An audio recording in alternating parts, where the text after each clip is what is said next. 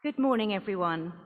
I'm sure that all of us in this theatre and online understand that there can be no further delay in action to limit global warming and to ensure justice for those affected by changes to our climate and our environment. There could not be a more important topic. David Attenborough, the renowned natural historian and broadcaster, has said that saving our planet is now a communications challenge. We know what to do, we just need the will. So in our plenary this morning, we will explore how SBC can help build that will at the scale and speed required, how SBC can accelerate climate justice and drive sustainability, and we will celebrate the growing field of climate communication. My name is Caroline Sugg from BBC Media Action, and I'm moderating this session today. Joining me are Hatim Asnag, Rishika Dasroy, and Colin Spurway. Hatim is a climate activist from here in Morocco, a negotiator at COP27, and a member of the Arab Youth Council for Climate Change. Rishika is a policy and behaviour change expert at Oxford Policy Management, where she leads their urban policy work, which looks at how cities and communities can respond to climate change. And Colin is a media and SBC specialist, leading BBC Media Action's work in Tunisia. Colin has joined our panel at short notice in the place of Sania Ashraf from RARE, who's unfortunately unwell. So Colin will be sharing some of RARE's work as well as his own experiences. Hatim, I'd like to start by inviting you to come to the podium to speak to us a little bit about how climate change is impacting Morocco and the rest of North Africa. And I know you'll also share your assessment of the state of the movements for climate justice and human rights globally and what needs to change. Thank you, Hatim.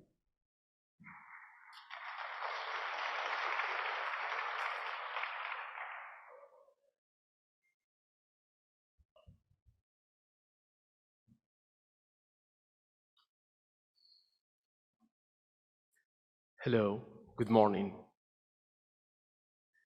Don't worry, even if I am wearing a suit, I'm a climate activist. The Middle East and the North Africa region is warming from twice the global average ecosystems, inhabitants, and livelihoods, and are all suffering from the impact of rapid climate change. Across North Africa, including my country, Morocco, climate change-induced warming is already more pronounced in the summer, and wet seasons are becoming progressively drier. Life in MENA region is challenging from the outset, with many countries naturally experiencing very warm and dry conditions relative to other parts of the world.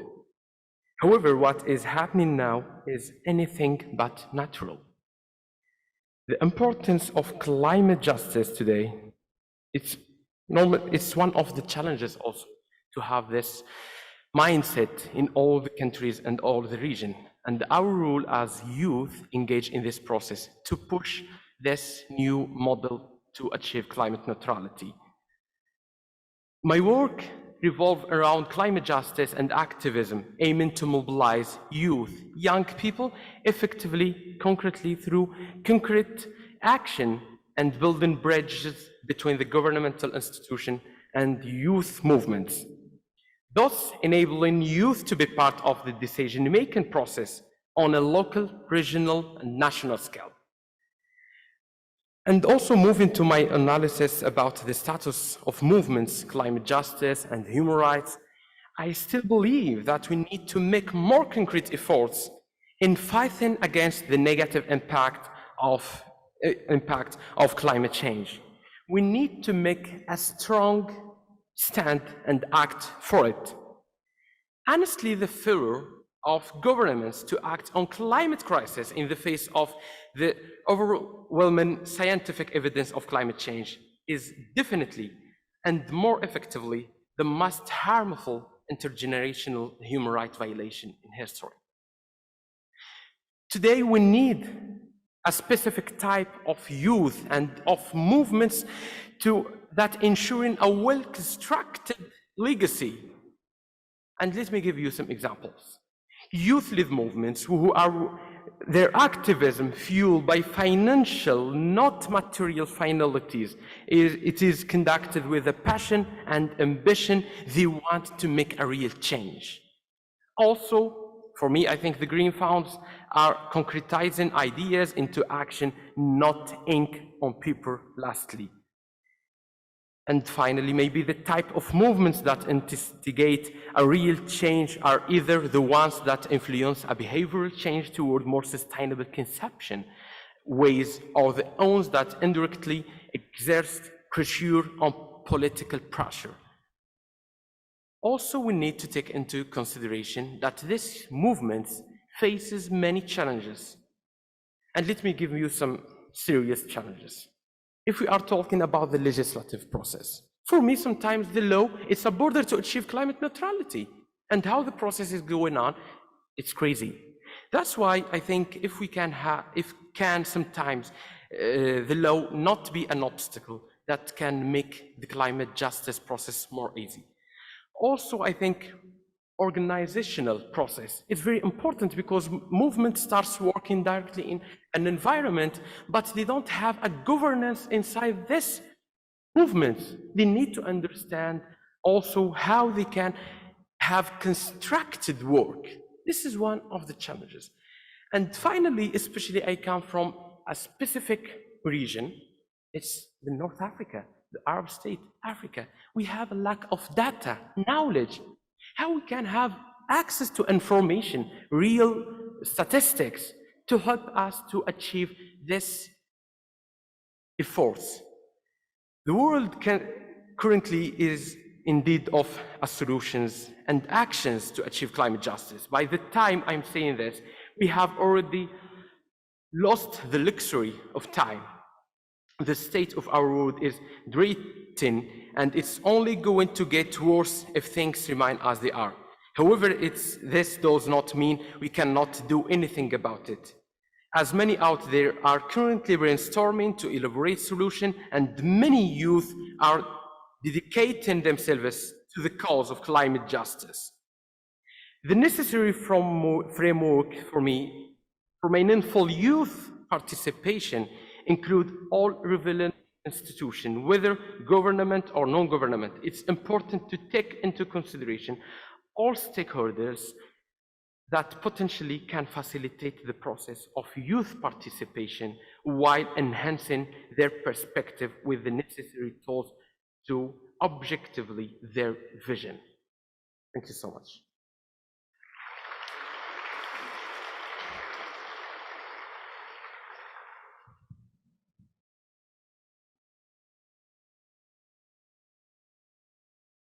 Thank you, Hatim.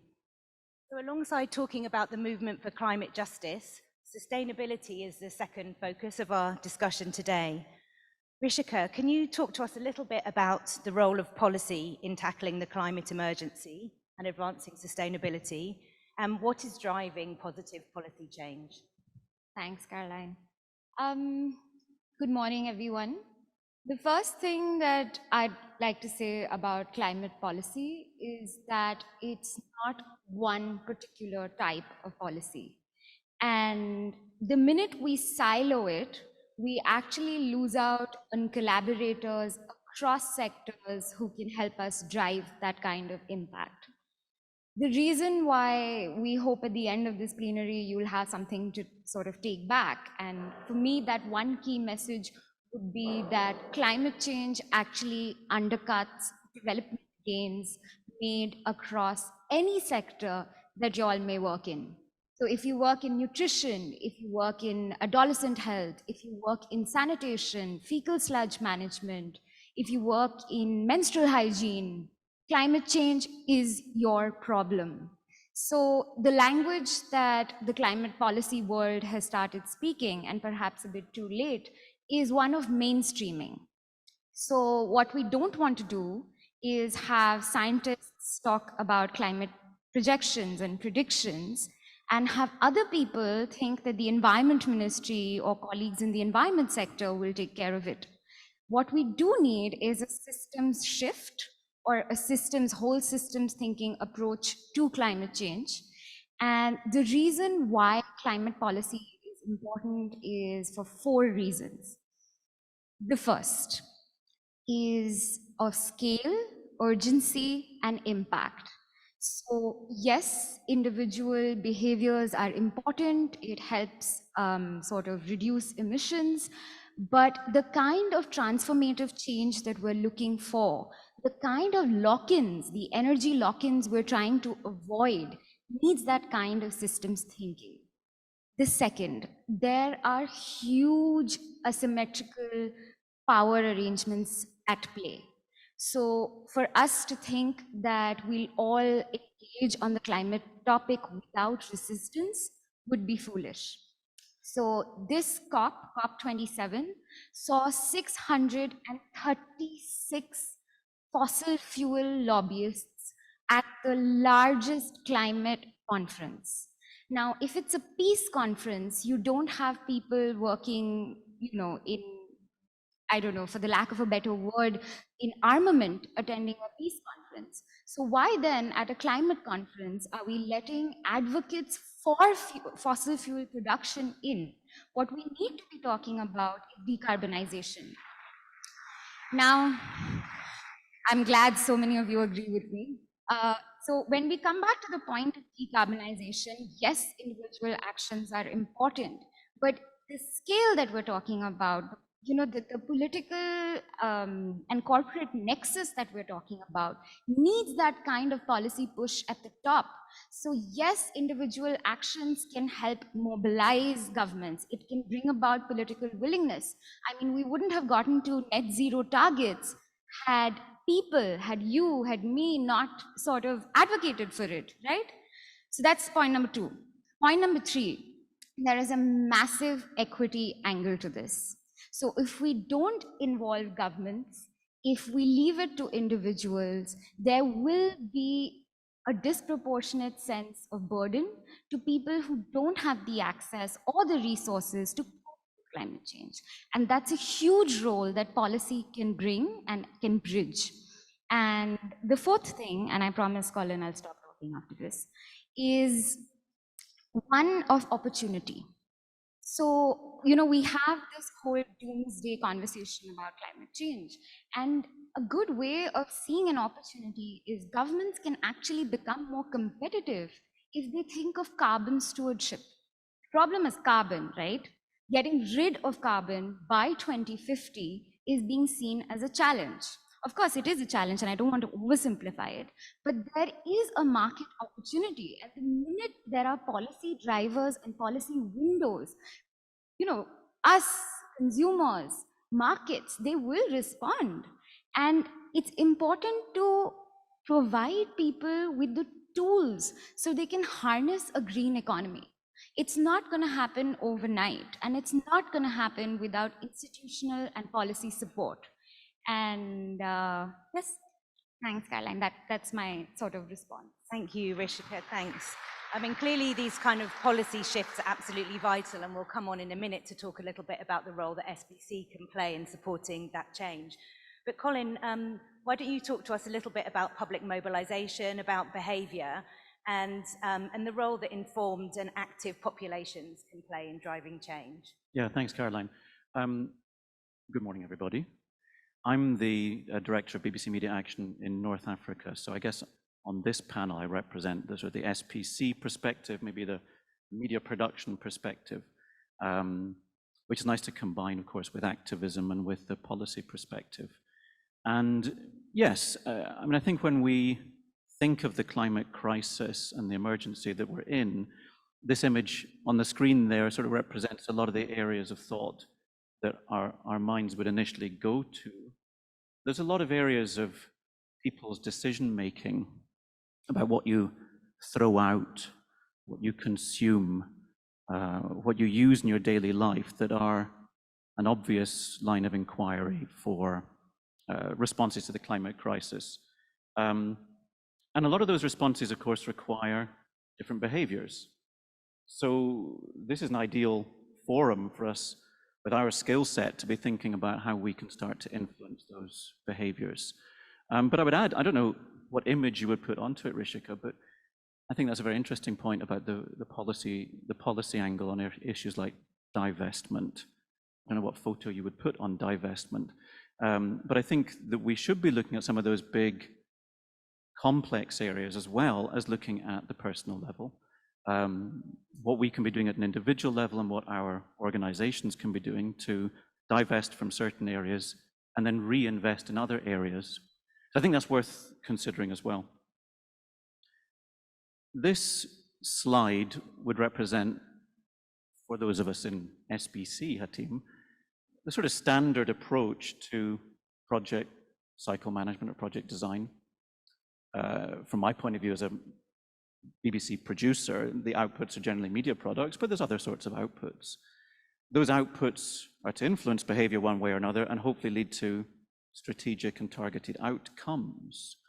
But this slide sometimes reminds me of there's a famous cartoon, if you might remember, of a massive mathematical equation that two scientists are working on, and they stick to one point in the equation and they say, and this is where the miracle happens. Is there a miracle happening in that previous slide?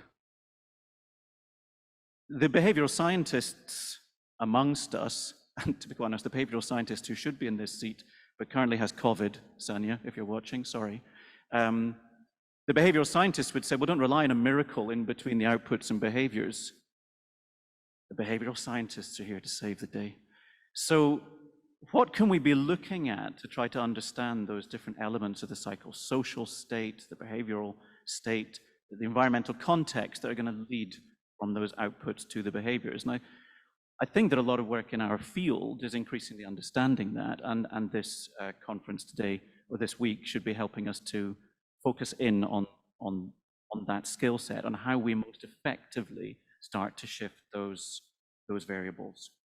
And I think that in this case, that's a very relevant conversation because, as Hatim has so clearly laid out, the stakes are so high on this particular issue. Personally speaking, a number of things that keep me awake at night. One of them is when my little boy gets in beside me and then practices karate moves. The other thing that keeps me awake at night probably is climate change. I mean, over my career, I've worked on a whole range of pressing social issues, but there's nothing at the scale of this. And I completely agree, Rishika. It cuts across all of the work that we do in the development sector and in SBC. This slide here represents what an organization called RARE, which Sanya works for, has highlighted as a number of areas at which people can make their own changes. And this is targeted particularly at an American audience, which is where RARE works. Look up the work online, it's very impressive. But so here's a few examples, and they're probably not hugely surprising to you, of areas in which people can make changes. But of course, they are areas in which SBC and SBCC can potentially play a role.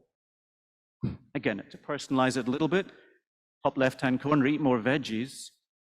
I aspire to vegetarianism, But I'm sitting up here on a stage talking about climate change. I haven't achieved it yet. That's partly due to, I don't know, laziness on my behalf. Maybe I could be working harder at it. But it's also partly due to the environment that we're in. Hatim, correct me if I'm wrong, but in North Africa, you don't go into a restaurant and find a range of vegetarian options. You do in India, but you don't in North Africa. So these aren't purely matters of my own decision-making, they're also partly matters of the context that I'm working in. So I think these are obvious areas in which we can be focusing, but I would also say that it goes far beyond that, and I think that's what the rest of the panel will go on to look at. Caroline, thanks. Thank you all, and thanks for those insights about what is needed to advance movements for climate justice and sustainability. Before we move on to the meat of our panel, if you like, I want to hear you, yeah, the chickpeas of the panel. I'd like to hear about how you would like to define SBC for the purposes of this session. What type of work even counts as SBC in the climate movement? And what are the characteristics of really great climate communication from your perspective? And Hatim, I think we'll start with you. How do climate activists understand the world of SBC? Yeah, SBC, it's works in agriculture, health, and also in climate justice. But we need to understand how this process is going on. I think we need to move from the classical process, how SBC only work in the change the behavior in society, but also move into this climate shifting also. I think, and one of the major action, how we SBC can understood as one of the tools to amplify the voices of the vulnerable and the minorities impacted by climate change. We need to make the voices of this part of the society heard, because they are suffering in silence. And I think SBC can help them to make their voices heard and also to have a kind of potential impact of these societies, both inside the community and on the world.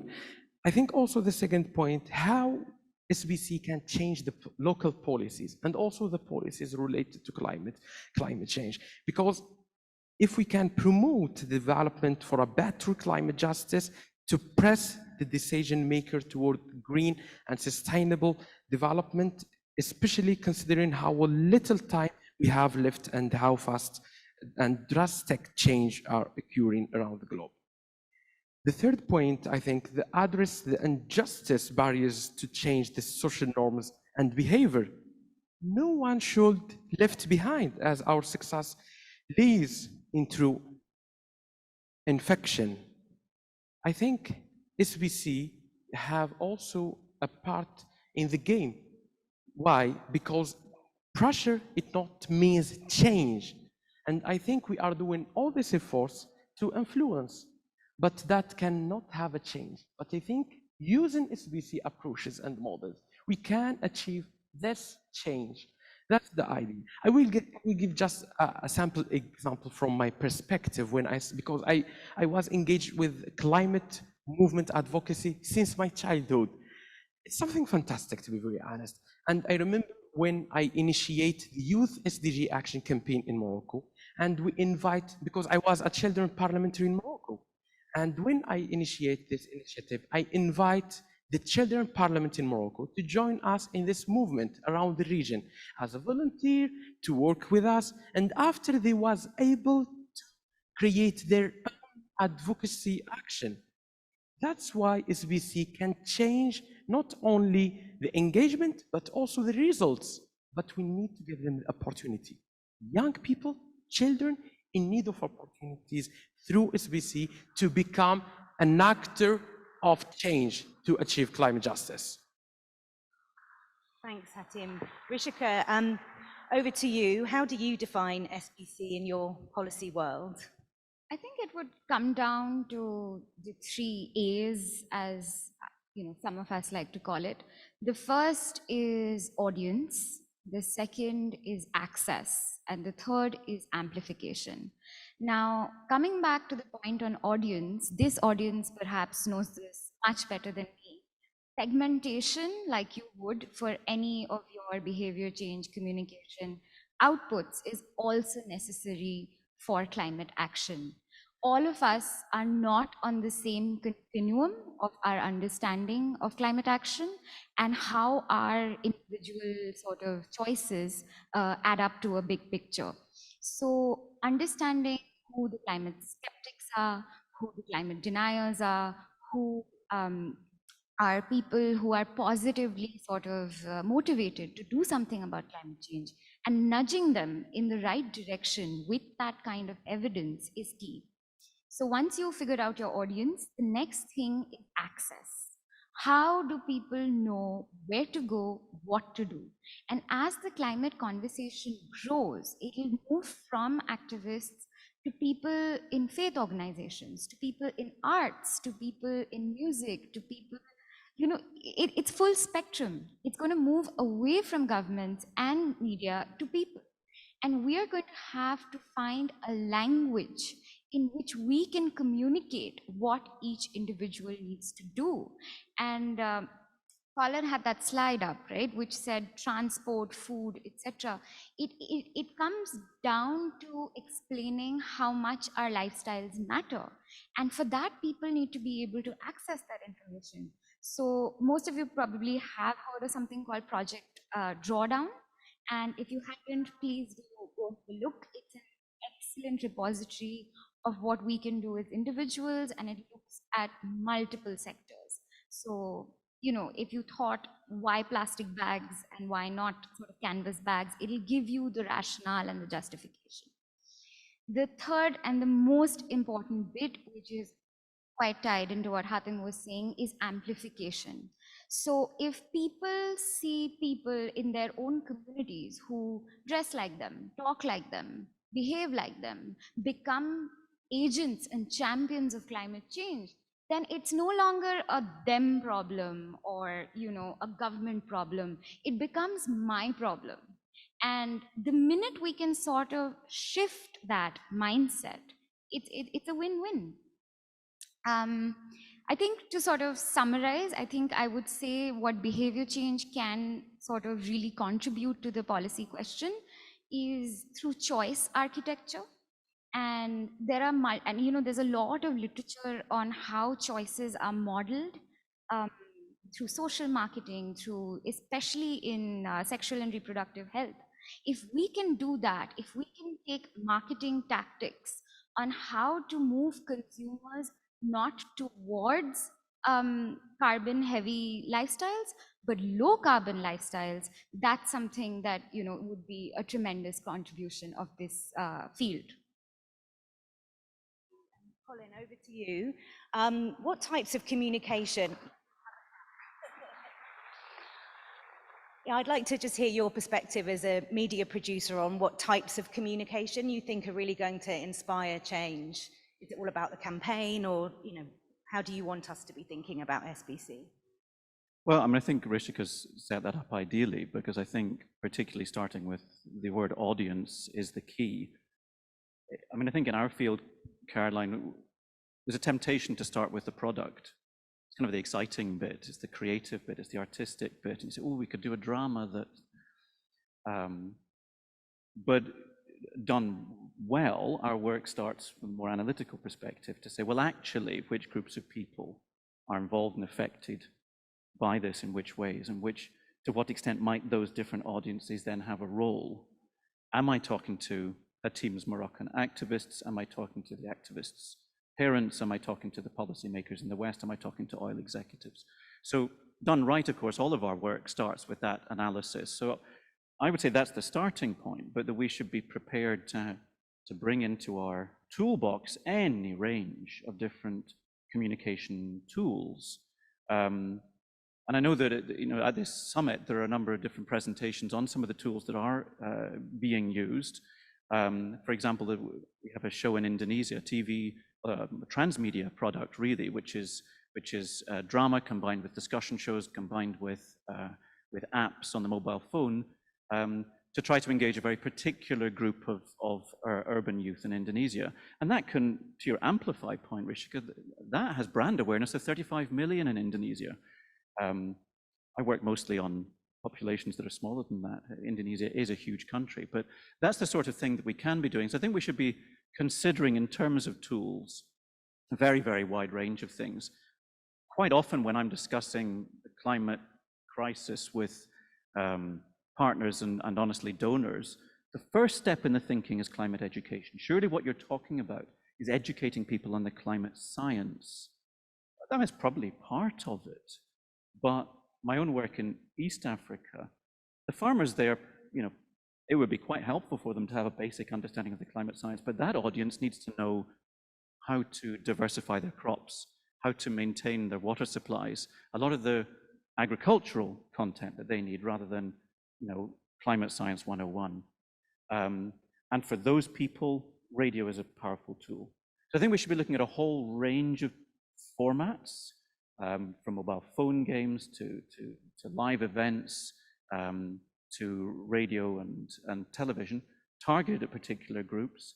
And then within that, genres that are appropriate for that discussion or that thinking, be that weather forecasts, be that sort of question time shows, be that entertainment. I mean, there was a great panel yesterday on the role of entertainment in this. So I think all of those different formats should be in our toolbox. And we should also be looking at a very, very wide range of potential areas of intervention, talking about personal behavior, but also I think quite interestingly, I think one of the things that COVID has raised to it, the pandemic has raised to us, is to try to assist mass populations in shifting their ability to calculate risk.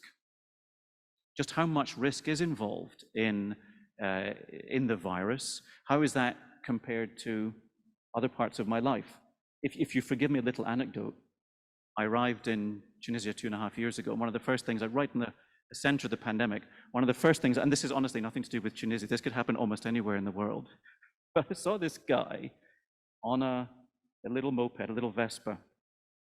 He was driving down the middle of the motorway, right? 4-lane highway, average speed 100 kilometers an hour, speed limit 70, average speed 100.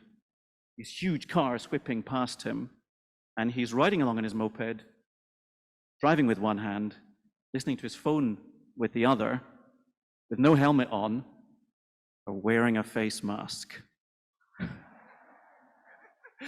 So tempted to get out and say, which element of all of the things that you're trying to do to kill yourself do you think your face mask is going to help you with? I wanted to picture some virus whipping down the road at 70 kilometers an hour, squeaking in to get him. So I think, sorry to pick on that one guy, but I think we have displayed over the last few years a really great challenge in the calculation of risk and perspective. And I think the thing that the climate crisis makes difficult for that is that the timescales are real. I mean, Hatim, you talked about it hitting Moroccan lives now, but still, we don't need to change things this week. Well, we should be.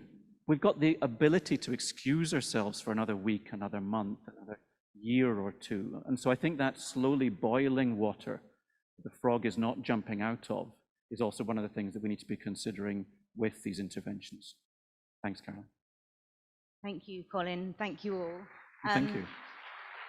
So now on to the heart of our discussion, or the chickpeas, if you're Colin. There are so many challenges to advancing climate justice and promoting sustainability, and there are so many roles for SBC. So in this session, we've chosen to explore just 4 of those challenges and opportunities that we see as the most significant, and you can see those 4 areas on this slide. So the first topic that we want to discuss is, we've called it a safe seat at the table. Hatim, I'm coming to you first again. Inclusion in climate dialogue and decision making is something I know that you're really passionate about, obviously. How concerned are you about closing civic spaces and the impact that that's having on the climate movement and on the safety of climate activists?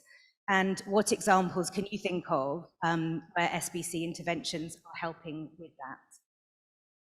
Thank you so much for asking regarding the safety of climate activists and also inclusion. I think inclusion, one of the important value for me, because it's mattered for me also because I was excluded from dialogues. I was engaged. I cannot hide. I'm disappointed from the game around the world regarding climate justice. That's why I'm always trying to push young people, my peers, to be in the front lines of advocating on climate justice. And I think also one of the examples that I remember now, I was engaged with the COP process since my childhood. I participated in the COP in Paris. It was a space for me where I grew in, where I learned expertise, knowledge, negotiation tools also, to be the man of today who led in the climate neutrality advocacy. I think how we can support those people to be included in this process is not something easy, because we have many challenges, especially if we just remember the COVID-19 impact, how this activists around the world was impacted, and also by the rules of the pandemic to make their voices maybe not heard or disappear. And also, I think the safety of because they don't have a space where they can express themselves. I always see how young people invest their time, knowledge, and passion to push the discussion on climate justice. But they don't have spaces where you can express that. It's an important thing. And the question that we can ask ourselves today, what one person can do about climate change? I think this climate activists need not only the spaces, but also the access to the intergovernmental dialogue, consultation, initiatives, events to amplify their voices, to make them present. And I remember also in the COP, we have the green and the blue zone. And people in the green zone don't have the access to the blue zone because it's a governmental process. But how we can have their voices included in the negotiation process? Do you think I was invited to be part of the negotiation? No. I go to them and I ask to be engaged in the process of negotiation. In the beginning, they told me, you don't have the ability. You are not in the position to be included in that process. I told them, I will start by reporting. I will start by learn. I will start only to discover the process, how it's going on. And after I can do something. Today, I am talking about loss and damage, climate finance and mitigation initiative. That's why I emphasize and affirm the role that young people can play in that process. I think SBC have a great potential part in that process, because in our organization in Morocco, we use one of the model called community-based social marketing. It's one of SBC communication tools, and we was able to reach young people in many regions. We need also to think about people in the conflict area, remote area also. We are not only in the urban zone. We have people who are suffering in this rural area. How we can include them in that process? This is the question. They don't have access to social media, don't have access to any platform. How do you think about them? It's a serious question. We need to make their voices also included. That's why I think SBC, it's great to have that participatory approach, and how we can have this multilateralism spirit. Everything is about the soft power and also the union and together efforts to deliver ambition action. I think when it comes to SBC also part in the commitment in social diffusion, communication, convince. Sometimes it's difficult to convince local decision makers. When you go to your region or your province, community, and you talk with the mayor regarding SDGs, he is not aware. How you can just convince them to work about SDGs or gender equality? I don't believe. I believe in gender equity. I think that's one of the topics also that we need to share, how women and girls need to be in that process, because we need their financial autonomy. Gender equality, it's about financial autonomy. We need to have strong women and girls advocating for climate justice. Yes. Thank you. And we just have a couple more minutes on this topic, guys, but Colin, can I come to you next? You were supposed to be third, but I'm coming to you next. I noticed that. And can you tell us a little bit about what the evidence suggests can help encourage really diverse participation in efforts to tackle climate change, particularly, I think, given the polarization of views on the topic in many contexts? How Yeah, can good. media help? How can communication help? If you forgive me, I'll just pick up on one thing that Hatim was saying. I mean, I think the COP events are also very interesting events.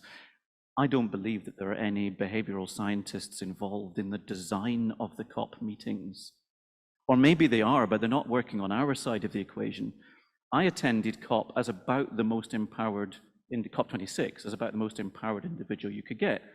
A middle-class, educated white man. I'm even from Glasgow, so I even understood what people were saying in the streets outside the event. I went through a week of COP and came out no better informed about climate change. I didn't find the table, let alone have a seat at it. I felt that the thing was actually designed to give me the impression I was involved, but no access at all to even the room that's got whatever table it was at it. So I think actually we should be considering some of these things in the design of these events so that we can find a way that as a participant, you're actually accumulating knowledge and insights rather than popping in for your little room and popping out again into the cold Scottish rain. In that case, much better to be in Marrakesh. But on your direct question, Caroline, yeah, I was interested in a book. I don't know how many of you read a book called #NewPower. You read that? Stick a limb up if you have. Not that I can really see you, but okay, it's only me who's read that book. I don't quite believe that. But New Power talks about the way that companies and organizations can access particularly the dynamics of sort of community energy and community decision making. And that's made me think a little bit about the way that we work with mass media. The general approach from the mass media, and I would say the BBC is as guilty of this as anybody else, is that it's there to disseminate information, to inform, educate, and entertain the public, and otherwise leave them alone. What New Power made me think of was, are there tools that can actually allow media to be connecting and developing and nurturing communities of interest? For example, my teams in Libya make a big, very popular Facebook page called El Kul. And El Kul is largely about social cohesion and peace building. It's followed by 20% of the population of Libya. Now that tool could allow us to make a fairly mainstream product. We do a mainstream post or story or video about climate challenges in Libya to try to provide a broad audience in Libya with a sense that this is something that it should be on the agenda too. If you know the Libyan context at all, you'll understand it's not on the agenda. The agenda is absolutely full of power plays by a small group of millionaire men who control militias, and that is all that the media generally talks about. It doesn't talk about the fact that it's an entirely carbon-reliant economy. What is Libya going to do if or when the bottom drops out of the oil market? There will be no economy left. Algeria is in a similarly vulnerable position in the North African context. So if we should be bringing up to the general population that this is an issue to be thinking about. Then New Power made me think, what could we be doing to be inviting people who are deeply interested in that issue? The next Libyan Hatim, who's a 15-year-old girl, when she sees that post and she says, listen, this is really serious. I actually want to go deeper. I don't want this superficial general introduction. Show me how I can get involved. I think we need to be there to say, let me show you. I've got an easy route for you. I can link you up. For example, on the social media space, the Facebook post says, here's the general problem. If you are in that 0.5% of the Libyan population who says, oh my God, this is a serious problem, let me introduce you to everybody else in that 0.5%. And let's meet them this evening on Clubhouse. Because the safety of that space is vital. I can't put that 15-year-old girl whose perspective on the future of Libya is basically undermining the entire power structure of that country. I can't put her at the table. But what we could do potentially with media or with communications is to say, all such people, let's meet together in this safe space, moderated, relatively safe space, moderated space where you can meet the other people who are similarly interested, and maybe there's 100 of you, but you come from a large country, you wouldn't otherwise meet each other. We can't rely on you meeting at a workshop led by one of our sorts of organizations. So I think communication actually has that ability potentially to developing those communities of interest, which could be a vital force in responding seriously to this challenge. Thanks, Colin. And Rishika, coming to you now, we've talked about the need for safe spaces, for diverse participation, but these spaces and these dialogues need to be really meaningful as well as safe. I wonder if you've got some perspectives on how we can make that happen and how SBC can help. Listening to Hatem and Colin, I feel at some point the question needs to be asked that what even is the table? Maybe someone should just overturn it. Maybe we should have different tables for different people. And some countries, especially the country from where I belong, which is India, some of us have been waiting for a chance at the table for 30 years. So we've already lost that time. So perhaps the question needs to be, what is the quickest and the closest table one can get access to? Because what we need to realize with climate change is that it's a cascading issue.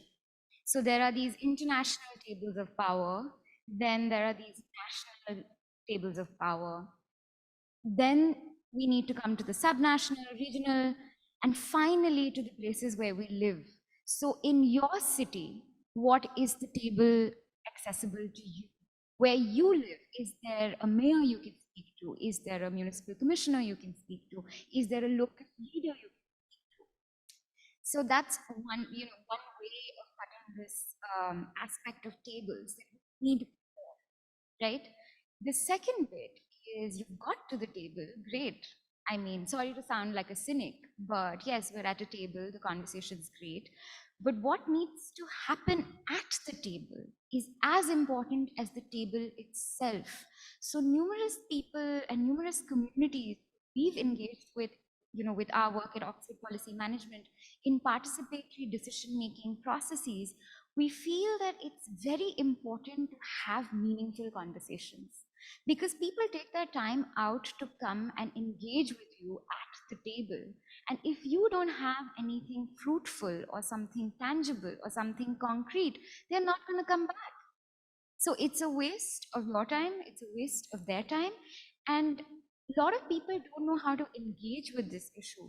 So has anyone heard of the concept of urban living labs? Show of hands. Okay, I'm just going to assume some of you have. So it's a really innovative way of looking at small-scale solutions in cities that people live in, and getting citizens, academia, civil society, and local government to think through solutions that make cities resilient. And we wanted to pedestrianize a street in India. And, it's not aspirational to walk at all in, some cities. In fact, public transport is not something that you would aspire to, because the model is, if you've made it in life, you own a car. And if you don't own a car, your community is sort of being like, oh, does Rishika take the metro to work? My God. So there is this sort of carbon locking in terms of what we think is aspirational. And we thought we pedestrianized this certain section. And when we conducted walks with women and started this participatory conversation with women, there were so many issues that came up, but they weren't asked when streets were being designed. So there is a huge gap in terms of how we think through climate solutions and what it actually means to people on the ground. So yes, we need more tables. We need to have meaningful conversation at tables, and those conversations need to lead to something. Otherwise, you're going to have like 150 people or 20 people or 10 people come talk to you about their problems. But if you're not going to be able to set that expectation, they get disillusioned.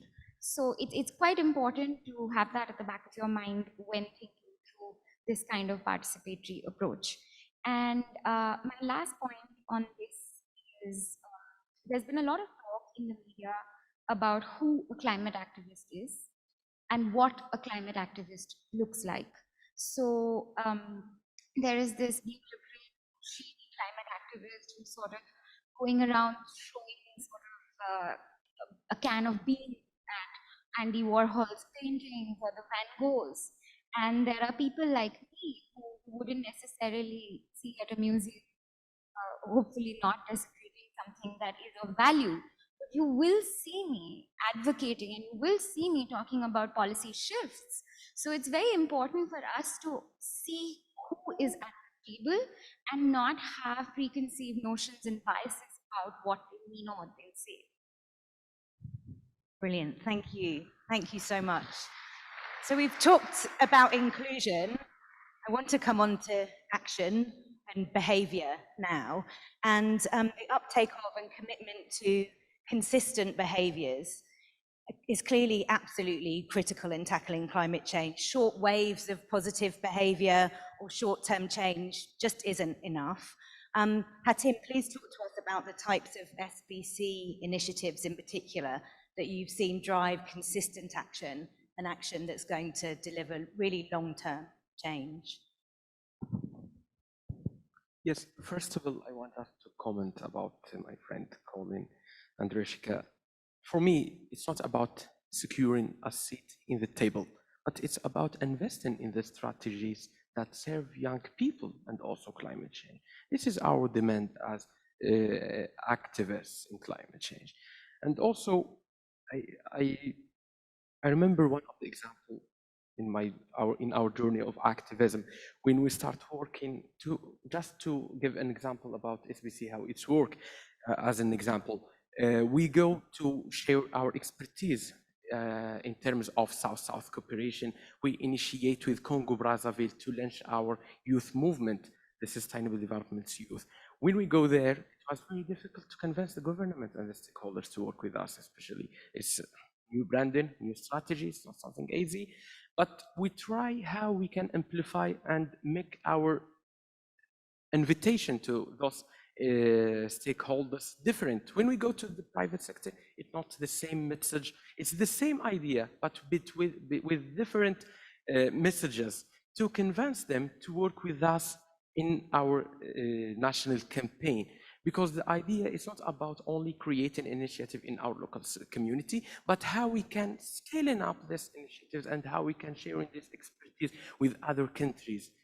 It's not matter if we're doing copy paste, but how we can innovate. We can have a terms of innovation in this copy paste, and that's why in our initiative in Congo Brazzaville, how we need to think also about these people who live in that country who don't have access to this governmental events and international community. And SBC can be a strong approach not only to shift human behavior, but the high-level institution. How this? Why I'm wearing this suit? If I am coming to a youth event, I will come casual. But to deliver a message to institution, you need to go through the mindset and how they think to have a concrete message and concrete action. This is the idea, because we have many experiences as climate activists, but we need to target the goal in our experience, and institutional communication. It's one of the top, I think, skills that can have to impact these institutions and also to convince them to work with you around climate justice and climate change crisis. And SBC can support because the basis of SBC is to understand the need of the community. And I think if we can change, if we are understanding the need of the community, we can change, we can have easy efforts also, and we can also not waste the time. That's the important thing. Thanks, Hatim. Rishika, you've seen loads of different SBC initiatives on the ground. Which ones have you seen really make change stick and not disappear? Well, that's a tough one. I think there are numerous campaigns that have been powerful. I think when it comes to consistent action, while climate communication is one half of the problem, we need to create a space where some of these actions can actually be performed. right? So if we talk about what climate-friendly behaviors are or what individual actions look like, we need to go into spaces where no one's watching and try to see what an individual does. And what I mean by that is when no one's watching, literally, what does your fridge look like? What have you stacked your fridge with? What are you buying? What are your consumption patterns looking like? When you see a Black Friday sale pop up on your phone, which was all of last week, do you close it? Do you click it? What do you do? And I think we get sort of wired up by this whole thing about how to communicate climate change, how to sort of drive action. What we forget is that some of these behaviors need to be performed for it to become a habit. And for that, I think one way of opening up spaces is to engage with the ongoing climate movement in your place of work, where you live, your neighborhood, your household, your community. And I think there's nothing more powerful than being able to make that individual contribution. But having said that, from a marketing perspective, whatever is easy or less expensive is invariably not the default option. So what I mean by that is that the way the capitalistic sort of market forces have laid out the climate problem is that if something is good for the environment, it will be a hassle for you to follow that through. So if you know composting is good, you're going to still have to have 2-3 different dustbins, and you're going to have to try and segregate your waste. And it's going to take you time to mentally adjust to what you need to do. And what happens is people lose interest, right? People lose that kind of push to follow through every day. And what we need to do is make the easy climate option the default option, not the other way around. And I'll give you an example. When you were booking your flight tickets to Morocco, there was a tiny little box which said offset emissions, right? Why isn't that a bigger box? Why? Why isn't that a bigger box? I'm not saying that offsets are going to solve the problem, but it is a way of building consciousness, right? Then you went to check in, and I was looking at my meal options, and I try to be vegetarian on 80 to 90% of days. I'm not fully vegetarian, but I'm trying. I will get there one day.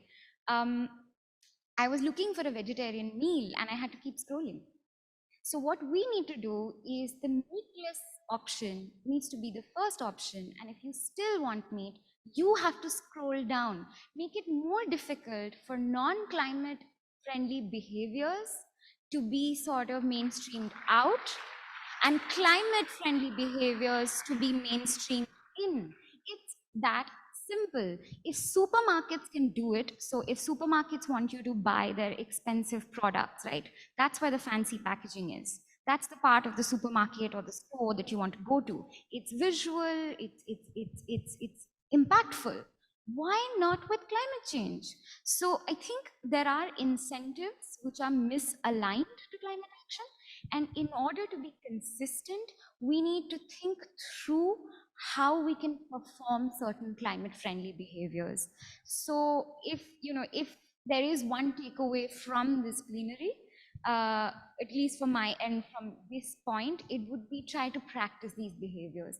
Try to become that leader that can cause some sort of tipping point in your apartment, in your house, in your workspace, wherever your field of action may be. Thank you. We'll try. Colin, you've got 1 minute to talk about consistency. And I think in particular, consistency of communication. We've all seen those short-term campaigns that bring about fast change. But how do we make sure that communication itself is consistent? Are we getting there at all? Yeah, I mean, most of the work that I've been involved in has been speaking to populations in the capital poor world or poorer populations in those countries. So it's not so much the decisions that you make on your flight. It's more about how smallholder farmers can diversify their crops and so on. One of the things I've certainly seen in that is that we need to make sure that the SBC work is providing doable actions. You're talking about things that you know that those populations could do in the first place. But then also I think it's absolutely vital to be looking at the sustainability of the comms. Now, to some extent, you could pass out information and share ideas that people have learned and can stick to for potentially the rest of their lives. I worked on a project in East Africa that was looking at agricultural diversity, and a lot of people, when they learned a better way to compost or to space their plants, would just continue to do that. But it is quite interesting, isn't it, in this summit, how much we have quickly regressed to practices that were pre-COVID. It's very easy to go back to the way that we used to do things, the way that we're more comfortable with doing things. And so we shouldn't assume that once a practice has been practiced even for a couple of years, that it becomes a sustainable norm. I think the communication needs to be maintained. But I think there's an interesting sort of almost industrial component to that. The funding for SBC interventions, if you're lucky, is 2 or 3 years. And then the assumption is you've done it. You know, good luck, move on to the next topic. And I think we need to be looking, I mean, in the health sector and nutrition, there's been a lot of work to sort of sustain that. For a lot of these agricultural, other behavior changes also needs to be sustained. Now, that can be sustained partly by building skills with local broadcasters and media providers. For example, I worked on a project that made a radio show in East Africa, in Tanzania, about sustainable agricultural practices. And those radio stations continued to make that show.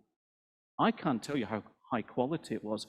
Farm Radio International's here, that's their line of work. They've got a lot of experience in working out how you can build those sustainable skills and know whether or not it continues. But it's interesting to me that the donor angle on this is very much invest in a quick thing, do a campaign and move on. For climate crisis work, we can't be thinking of it in those terms. And that brings me, if I can go, this is a long minute, I'm sorry, but if I can bring that onto the question of which donors are in these conversations, who do we have in the room? We've got SBC practitioners and development partners who are closely related to SBC. They tend to be, as far as I can see, in health and nutrition.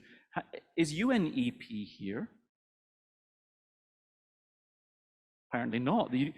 The UN Environment Programme isn't here. Is the Global Green Growth Initiative here? No. So, I mean, not to shame them, I don't know if they knew about it, but I think the SBC community needs to broaden its remit. We need to be having some of those climate thinkers. I mean, we need to be thinking climate. As you said, absolutely at the beginning, Rishika, if you work on child protection, you now work on climate change, because the greatest threat to the protection of children in North Africa, for example, is climate change. But I think we also need to be looking at how the sector, the development sector is considering these issues. We need to be bringing into the conversations about SBC the people looking at climate issues more directly, so they can be learning these lessons with us and working as effectively and efficiently as they possibly can, because the challenge is so immense. And because, if anything, we're already too late. I mean, from the conversations around COP27, I didn't hear anybody seriously thinking we're going to stick to 1.5 degrees. So we need to be bringing those people into the room so the consistency can be maintained with the flow of funding. Is the Global Climate Finance Facility here? Presumably not. Next time. Next time. We're invited. Somebody invite them. Leanne, call them. Well, the time has come up red now, which means I need to move us on. I'm going to skip over a few of the issues we were going to discuss around social media, because I do want us to talk about the role of SBC in driving accountability. And obviously, accountability at all levels, we've already talked about it, is critical to the success of the climate movement. The accountability of emitters to the most affected, the accountability of governments, and the accountability of the private sector. But Hatim, please help us understand the levels of accountability at the global level really changing in relation to climate change. Is any progress being made? And what role is SBC playing in that? Oh, accountability. Okay, if we are talking about accountability at the global level, we have to highlight at the individual level first, because it's important to ask ourselves how much we are accountable to ourselves in the promises that we made in the process, especially when it comes to climate change.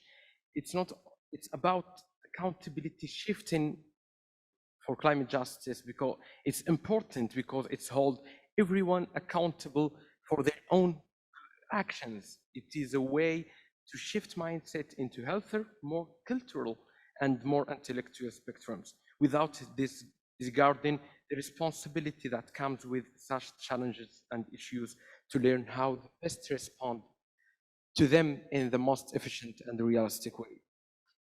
Making a difference is about supporting communities on the front lines of the climate crisis in their organized activism all over the globe, particularly the vulnerable communities. They have been impacted by climate change in the silence, suffering the damage done by humanity in total ignorance.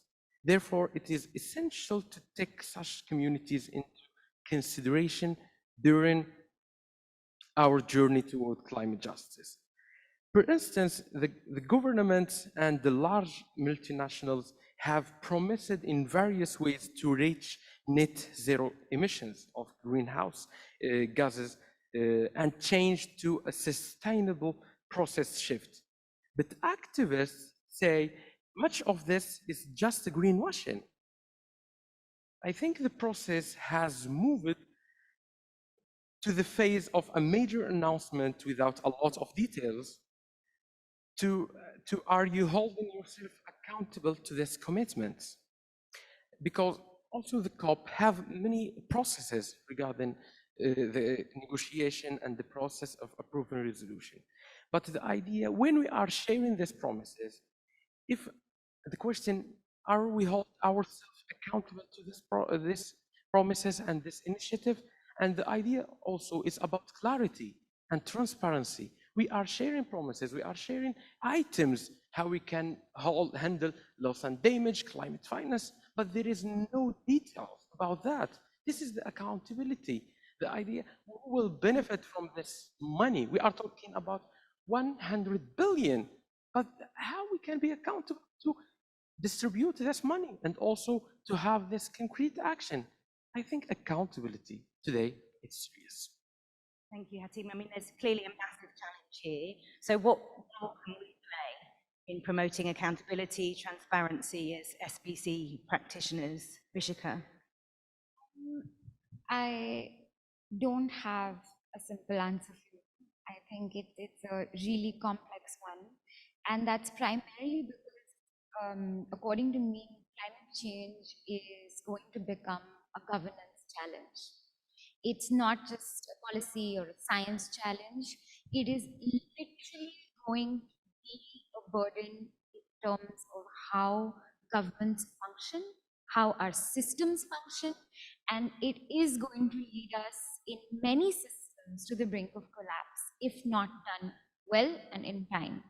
Now, why I say this is because most of the nations which have to deal with climate impacts already have weak and fragile institutional structures.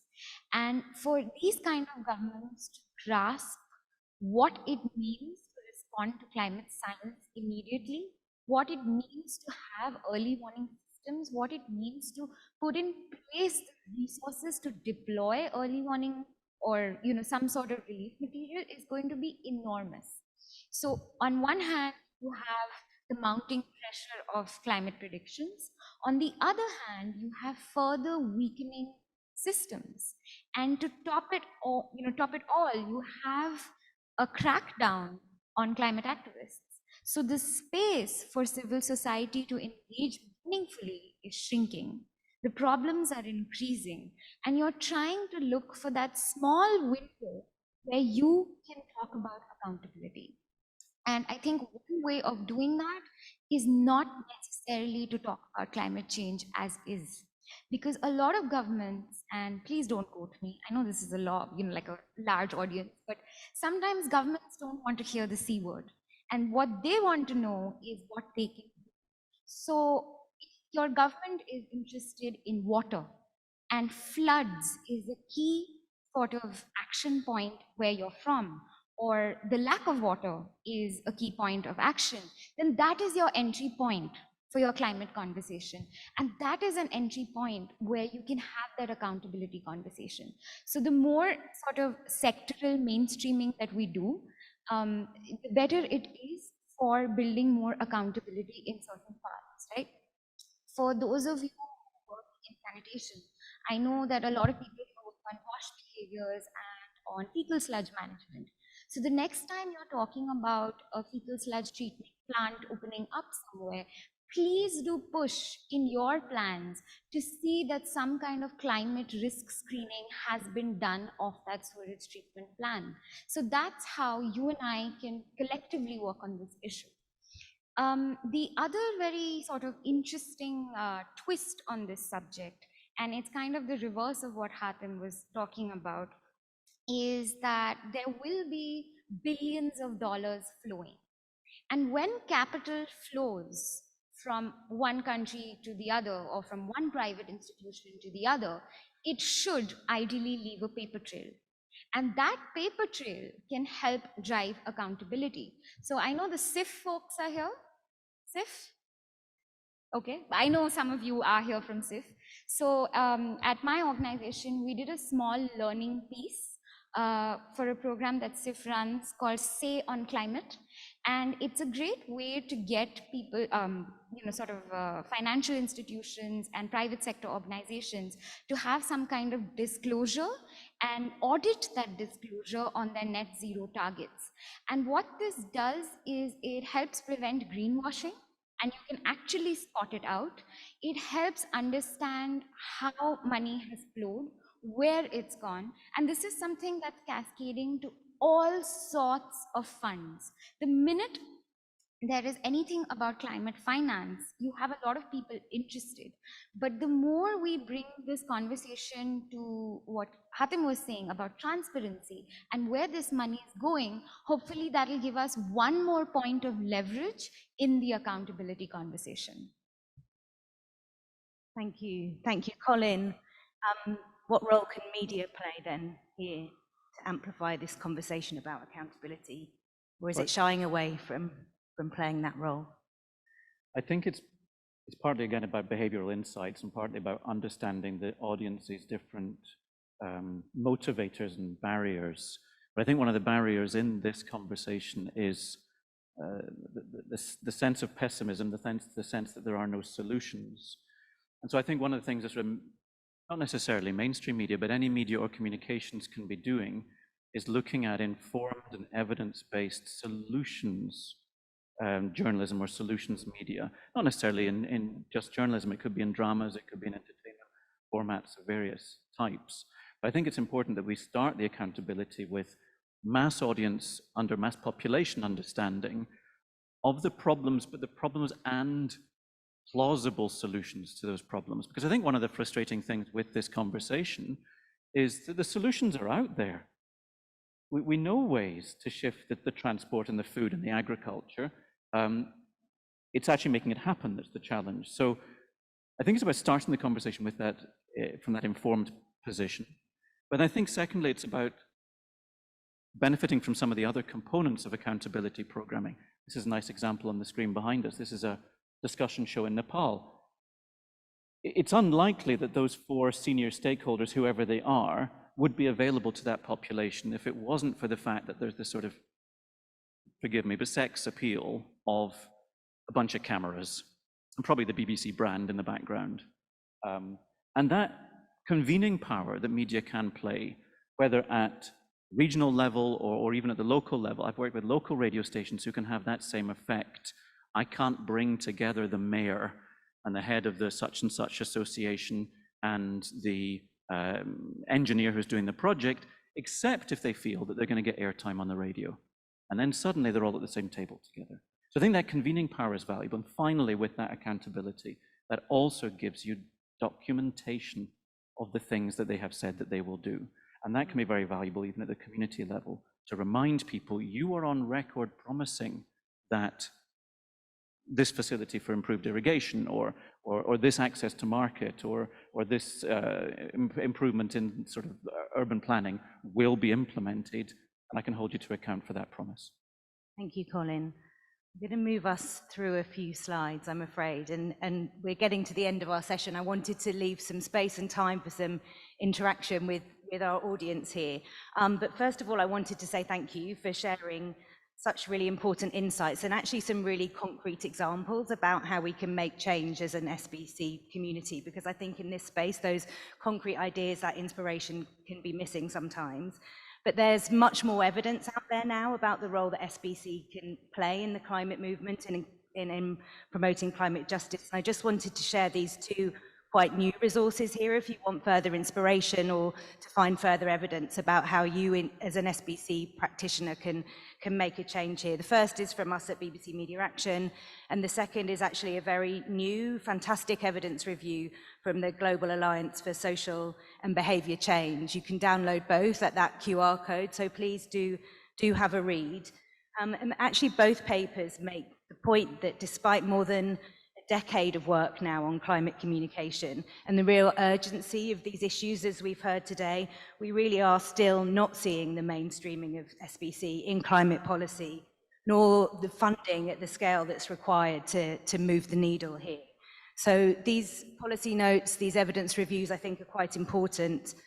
They make some key recommendations, and I think we can all work to advance these recommendations if we care about this agenda. So please do take the time to read the papers and do what you can. And I hope as you've been sitting here today, well, I'm sure as you've been sitting here, you've been thinking about your own work, what you're already doing, and what you can do in your work. So we wanted to close with a couple of questions for you. What's your vision? What could be your work in this space? How could your work on SBC really help move the needle on this issue in the next 5 years, if not sooner? So I wondered whether there were three or four speakers who wanted to come from the floor. If you'd like to contribute some ideas and suggestions on this topic, please raise your hands and someone can bring you a mic. There's someone sitting right in the middle here who'd like to contribute to. I think we'll take just, three comments, 3 interventions in one run. Thank you. Merci, je vais parler. Thank you. I'm going to speak in French. I am Rashid, and I work in the Ministry of Health in Morocco, and I was listening to the speakers. This is a very important subject, and I wanted to make a comment on the expertise of activists groups. And you are an example of these experts. I was recently at the COP27, and I also found myself in a group of climate activists. And I think today there has been some questioning about this group. I felt called upon by a fact that was raised. Over there, I was surrounded by people who were asking me when I would be in the streets, what is this conference? What are they talking about? What are climate issues? What does that have to do with? And so that is why, as climate activists, I think that we know that we are a minority and we remain a minority. And so I think that as we saw today, we need to work to get closer to citizens. We need to put the citizen at the heart of our efforts, because we can approach the government. I've done this. We can get close to the government. We can talk to authorities. But if citizens are aware, if they know that this issue will touch their daily lives, if they understand the seriousness of the situation, that would truly be a success, because all of these decisions will fall into place after that. So sometimes we stay within those upper levels of management. We talk with other activists, we stay with experts and scientists, but that is why we're still a minority, and we really need to work together to popularize this so that the everyday citizen knows about the issue. Thank you. Sure. So many people in this room agree. There's another speaker just in front of you, if you could pass the mic to her.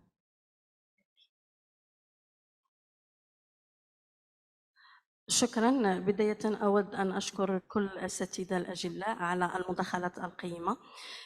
Thank you very much to all of the speakers for their presentations. I have a few observations. When you were talking about policy decisions and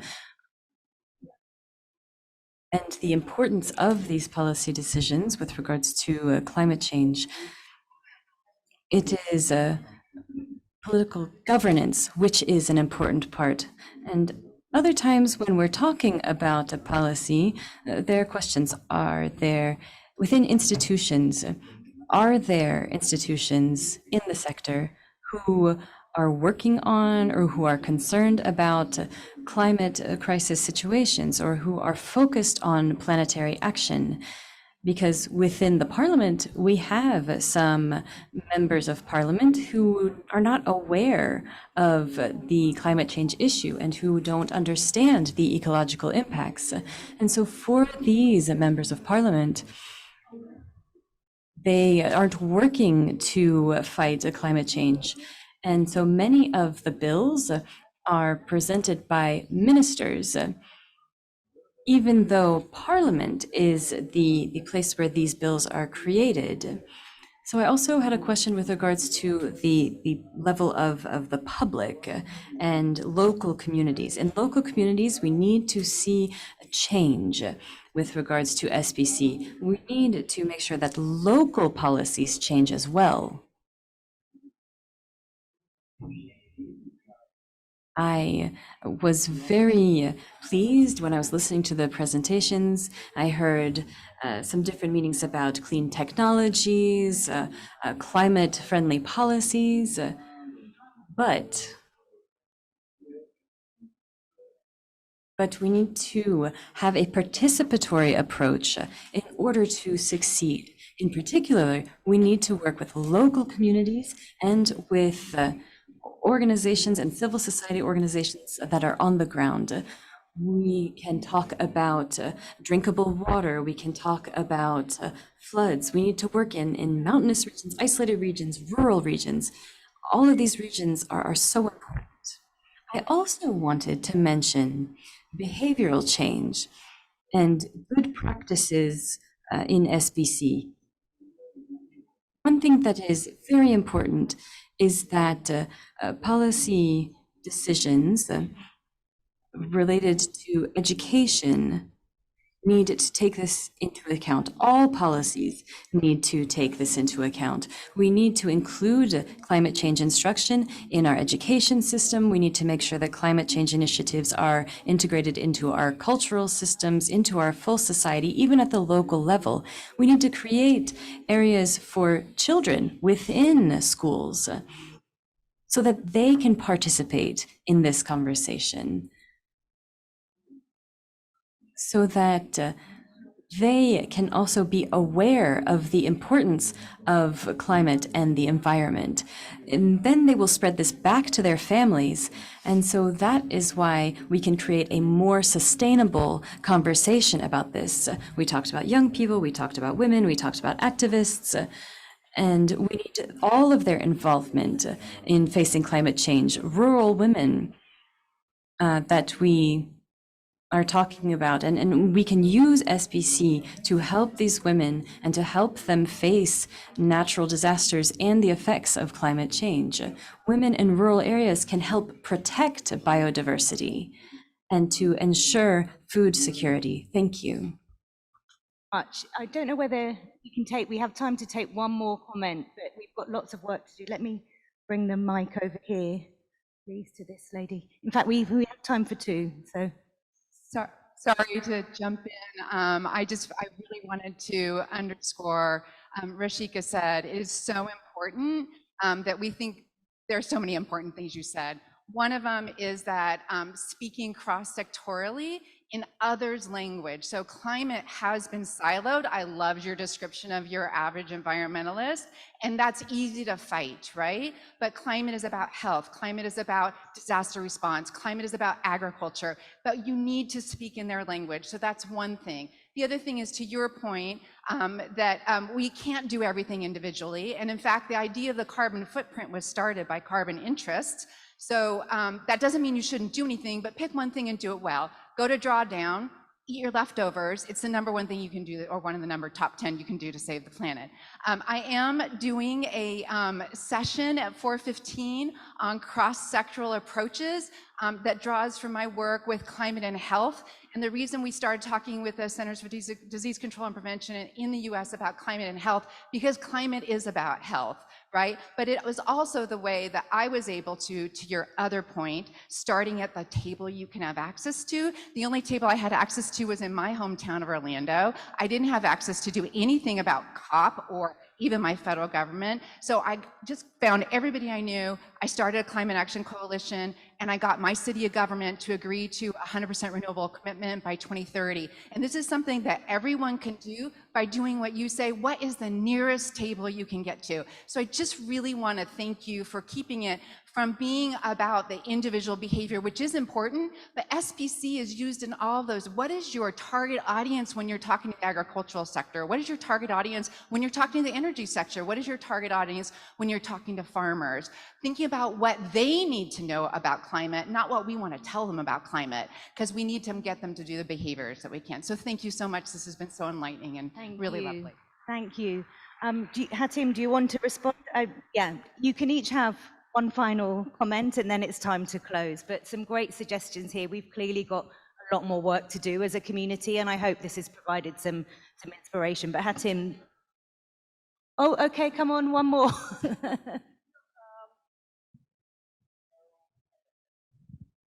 I don't know whether I'm audible. Yeah, so just wanted to add to both Hatim and Rishika's point of the interconnectedness of the issue. And because I work in gender equity, and because everybody knows how climate change actually affects women and girls, I think you have to really look at, in your communication, how you are communicating about the interconnectedness of gender equity, climate action, and marginalized voices. I think nobody should leave this room without adding these 3 points to whatever work that they are doing. Second thing is that the need for actually tailoring your message to the audience that you're speaking about. If you're talking to, northeastern tribes in India, there's no, you cannot talk to them about having what's in your fridge or talking about vegetarianism, because both of those things are alien to them. So what's the message for each of these? How can we tell stories? We hear only about uncertainty and risks connected to climate action. Where are the change stories? Where are the success stories? Things that are happening on the ground, how women are, lending themselves to food security, how indigenous people are actually saving the climate. We need more of those change stories, and I do not see those change stories coming through. And the last but not the least is social norms. If I see my neighbor put up a solar panel, I will put up a solar panel. So how are we communicating about the social norms? So those are the 3 things. Thank you very much. Thank you so much. And I'm sure there's lots of people in this theatre that have got great ideas and haven't yet been heard. So we are going to put up the social media wall at the end here. And if you've got ideas that you want to share about your vision for how your work can impact on climate change, please share those thoughts using the hashtag SBCC Summit and hashtag climate. And we'll be collecting all of those ideas and turning them into something that we can publish after this event. But the final word now to my 3 wonderful panelists, please. Yeah, I want just to comment quickly on that interesting comment. First, I think we need to understand the difference between action, influence, and change. And all the questions, it's regarding that. We need to have a change and not influence, because influence just to touch the topic, but how we can change. I was also in the COP27 and COP26, but the idea how we can include all the people in the society to be aware about the discussion. I think it's a multi-dimensional rule. It's not only about the government, but also as young people, as activists, as civil society, how we can amplify the voices. And SBCC can support that through making, because SBC is not only for change behavior, but also in supporting the adaptation plans in climate change process. We need to understand, and also to impact institutions. I think the political will, the lady she talked about it, is important how we can convince decision makers in local level, national, because our national strategies, we are impacted by the national strategies, but how we can make this decision makers aware about all these challenges that we face. And I'm still interested to continue the discussion with you around the route to COP28. We need to make the discussion about loss and damage compensation leave, and many points that are very important for us who live in North Africa, Global South, Latin America. These countries need more efforts to fight climate change in the local level, and not only promoting an international level. Thank you. Thank you, Hatim. Rishika, I'm worried they're going to turn off the lights soon, which might be a good idea from an energy saving perspective, but please give us some final thought. So just a general comment on interconnectedness. A good way of sort of taking the conversation from this room to the outside world and broadening it and scaling it is the issue of just transitions. And we didn't get the chance or the time to talk about it, but it's important because while we move from fossil fuel dependent energy systems to renewable energy systems, which no matter where you live at some point will become a part of the conversation, more people will get involved. People who've not been typically climate stakeholders. So people who work in job security, people who work in trade unions, people who work in informal sectors, they're all going to become part of that conversation. And that's going to open up a new window of change, because governments are going to have to hold consultations with people to understand what energy needs look like, how to not shift that cost burden to the population, and how that links back to the question of energy poverty. So all the intersecting comments on gender, on communities, on marginalized communities is going to become forefront of the climate debate. That's the first point. So there is an opportunity for the SBCC community to engage on the topic of just transitions. The second thing, I really urge whoever is, sort of listening in and still in the room to try to equip yourselves as communicators, as SBCC professionals, to do three things. One is learn the language of carbon. It can be pretty simple.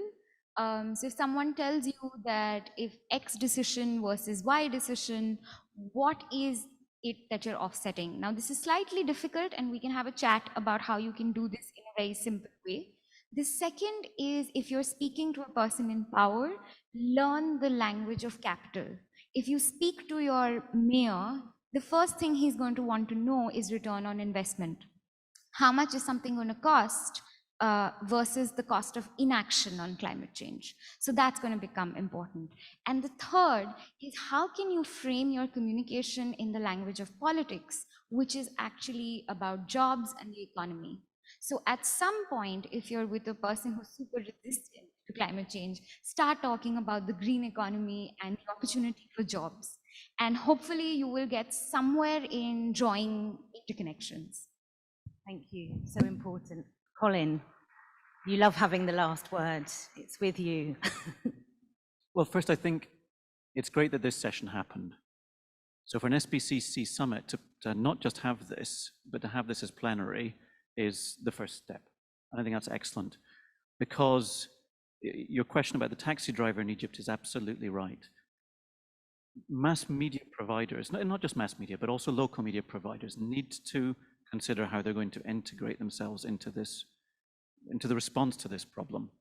The BBC, for example, is part of something called a climate pledge, which is a pledge to start to look more seriously and to integrate this issue into a lot of the different content that we make with a number of partners around the world. But that has to be reflected in the Global South, it has to be reflected at local radio, it has to be reflected throughout. But left to their own devices, the media sector, which I represent, will not do it well. We need the SBCC expertise to come in and help that be targeted and effective and efficient, because there's too much at stake to do it wrong. Thank you. Thank you all three, and please give a warm round of applause to our wonderful panelists today. Thanks for joining us, even though we've run a little bit over time. I hope we can continue the conversations out in the lobby here. We'll be sticking around for a bit. Let's keep talking. And yeah, enjoy the rest of the week. I hope this has given you some inspiration. And I hope that we really will come together as an SBC community to use all of our platforms and all of our abilities to bring about this positive change for our climate with the urgency that's so desperately needed. Thank you.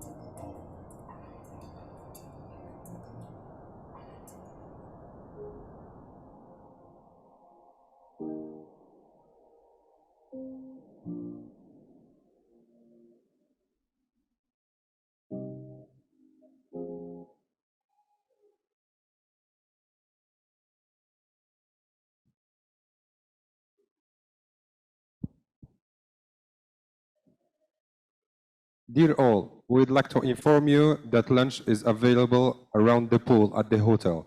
Lunchbox also are available at the Saray for people who don't have time. Thank you.